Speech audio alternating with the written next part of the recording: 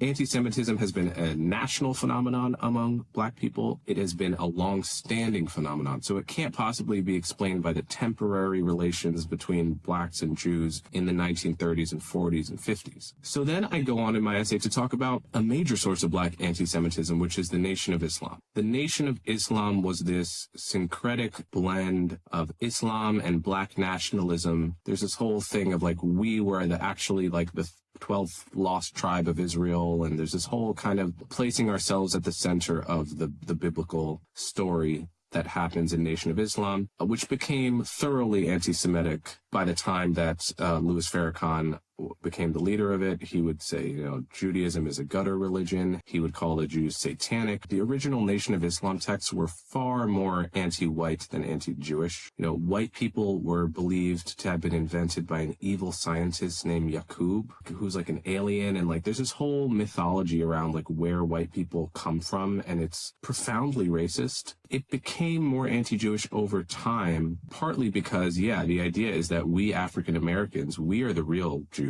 Like, we are the real Jews. So these people constantly claiming to be Jews, like, we have to hate them. And then they must be lying. And also somehow they were behind the slave trade.